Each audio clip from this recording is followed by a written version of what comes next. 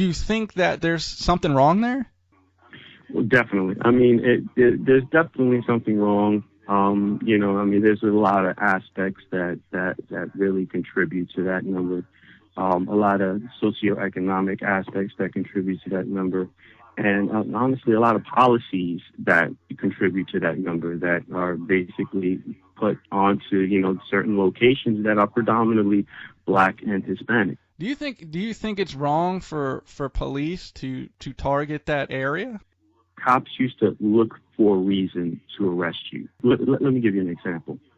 They would stop somebody in the street, no real good reason, just because, I mean, you probably heard of the term stop and Sure. frisk and everything else. So they would stop you in the street, no particular reason. Okay, they would start frisking you. They would, and then there was always this tactic that they always used. Now, in New York, the law for marijuana possession is basically under 25 grams. If you have it in your possession in your pocket, you get a ticket. If it's out in public display, Okay. they arrest you.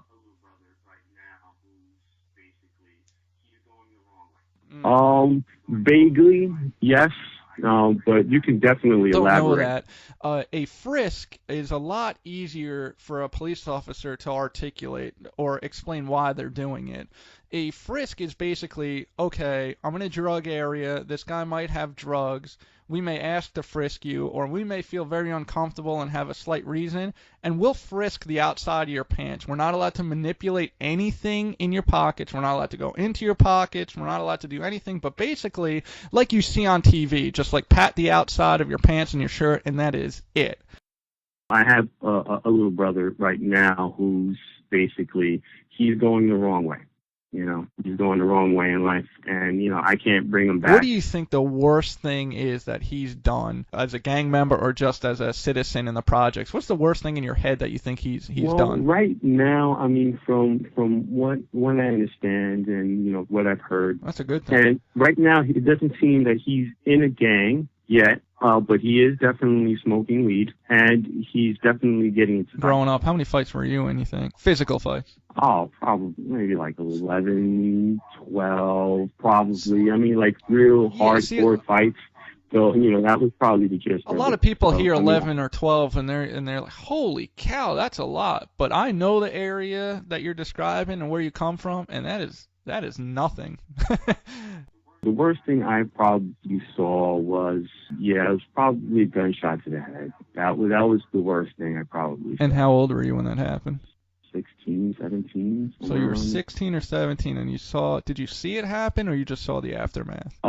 You kind of saw the aftermath, but you still saw the person, with the weapon moving. Yeah, so you pretty much saw it. It was one that. of those, like, you kind of like turn, you kind of hear it, and you turn around, and it's like, oh shit, I need to go the other direction, back. Wow. That reminds me of a funny story of a day that my cousin came by with a couple of his friends from upstate, and and they were all mesmerized by oh yeah, we're in the city, and we're in the hood, yeah. So we're sitting by some checker tables by some benches along the side next to within the projects, and we're talking, having a good time, drinking some beer, smoking some weed, and basically the usual occurrences, and shootout just starts happening. You see everybody dodging behind trees, and I'm sitting there and I'm laughing at them. It's like, dude, I'm laughing at them because I can see the people that are shooting, and I'm like, dude, don't worry about them. They have the worst Oh aim. my They can't God. hit a brick Are you wall. serious? Oh my God. Yeah, it was, and I mean, don't get me wrong. You can hear the bullets whizzing by, saying the trees, the leaves and stuff like that, in man. the trees and that are by us. But it was just the funniest thing. Like I would gradually step behind the tree, like, all right, yeah. But you can see, because once you see it going on, you're like, oh, these guys, all right, they're idiots. You heard guns almost every day, didn't you? Yeah, I mean, I was more afraid when I didn't know where it was coming from. Mike, you've obviously had some of your friends, and you even said that you've been arrested. It doesn't sound like you actually went to prison or jail, but growing up in your area, again, you've had to have some friends locked up. Am I on the right path?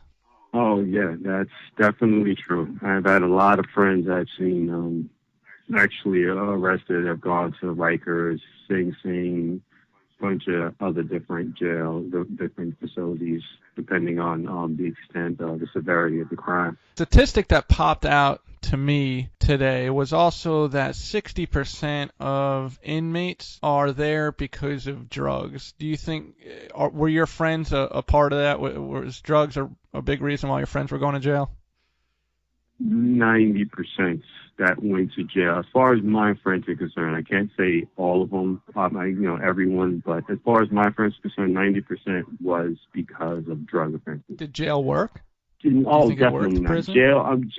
The funny thing about jail is that the best education a jail can give you is the criminal education. I've seen a lot of people go in and just learn how to be better criminals. Do you think that the police targeted your area honestly because of your skin color? Do you think that they targeted the area because that's where they knew the crime was? I think it's not so much the skin color per se as the fact that it was an easy target. There's a good chance they're probably going to go to jail with a public defender. Is there like a specific thing that you can remember where, like, wow, that cop was way out of line? Oh, all right. I think the worst thing that not so much the worst thing, but the thing that comes to memory right now is one time where a friend of mine was getting arrested, and right by the curb, we noticed one of our friends getting his face smushed down into the parking lot floor. And the captain proceeds to use his head as a step stool to get onto the curb. Oh, jeez, that's dirty. That kind of stuff, although, listen, it happens, and there's nothing we can do about it, but I really, really, truly think that it happens much, much less now than it did back then. And I think that's for a couple reasons. One is I think we've just grown as a country, and, we've grown to the point where maybe we're not as racist as we once were as a country. Also, technology. Technology is a big reason why police are stepping up to where they should be as an organization. I mean, like, people have cameras now on their phones. There's cameras in, pretty much everywhere. You can't be in Manhattan anymore without being on camera somewhere. I'm not saying every place is like Manhattan, but I think technology is a big reason why cops are doing the right thing, and that's good, but it's kind of sad to think that a cop is doing the right thing only because someone's looking over their shoulder, because that's integrity at its best right there. If you're not doing the right thing when someone's not looking, you're unethical and you have no integrity. Do you agree? Yeah, no, definitely, and it's I do think that the institution of body cameras, especially for New York, would be an excellent step forward, because not only would it make the cop act appropriately, but it also make the perpetrator act appropriately, because he knows he's getting filmed. With this body camera thing, if you don't mind, I'm sorry to interrupt you, but this is a big thing for me. No problem. My shooting was on a body-worn camera, and it was the greatest thing. I thank God every day that my department chose to give us body-worn cameras. I'm so happy I had one. But there are some real downfalls to these cameras as well that I don't think people realize. And one of them is, I'll just say it right off the bat, we're not going to go deep into it, but it's finances. It is very, very expensive. The camera itself's not that expensive, but to be able to store the information from a camera onto a database is extremely expensive. A lot of people don't realize that. It's kind of like a cell phone plan. The cell phone itself isn't that expensive, but when you start having a data plan, I mean, you're talking millions and millions of dollars. And people got to understand that, if you want that, your taxes, they got to go up. And guess what? That police officer's probably going to have to give you another ticket, because somehow the department's got to justify the expense, and you know how they're going to do that, and that's going to be through through the street cops. And the other thing to remember with these cameras is we are built as an organization in this country. When I say organization, I mean police. We're built on being able to use discretion. And, I can't tell you how many times I would catch someone with a little bit of marijuana. They didn't act Hmm. up. It was their first time. I said, listen, dude, throw that away in front of me. Make sure you can never get it again. Make sure nobody else can get it, and move on. And you're not going to get charged today. But when you have a camera Right. on you, that can't necessarily Right. happen That's anymore. We mm, lose discretion. I don't want my sergeant who doesn't agree with me to say, are you kidding me? I could have just given that stat to my captain. You threw it away. What are you thinking? Don't do that again. And the third thing right. is Right. that I experienced firsthand as well was getting a confession from someone. And I'm not just talking about drugs, man. I'm talking about rape. I'm talking about serious assaults, inflicting serious injury. When I could build a rapport, I felt like I was very good at it as a cop. I could build a rapport with someone and get that information from them a lot of the time.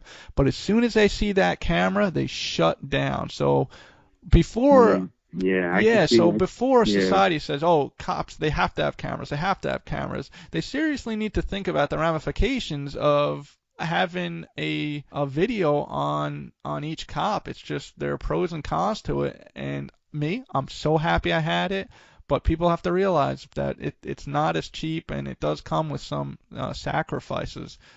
Mentioned something about a stat. Now, what exactly is a stat? Okay, that's an awesome question. A lot of people think that a lot of agencies have quotas. And I would tell you right now, I know New York NYPD officers, they do have some quotas. It's set by each division. Most big cities have one because the best way to look at it is the bigger the budget, the more chance you have of having a quota because you got to pay for it. But Right. most agencies don't have a quota. And a lot of people don't realize that. I mean, I can't tell you how many people said to me after I gave them a ticket was, "Oh, you're just filling your quota," and I'd be like, "No, I don't even have a quota. You were just an asshole, and that's why you're getting a ticket." If you were courteous, I would have said, "Have a nice day" with a smile. Um, but yeah, a lot of people don't realize that. So when I say stat, what a stat is an officer can't really go out there and not show how he's being productive. And a stat is probably the word, not the right word to use.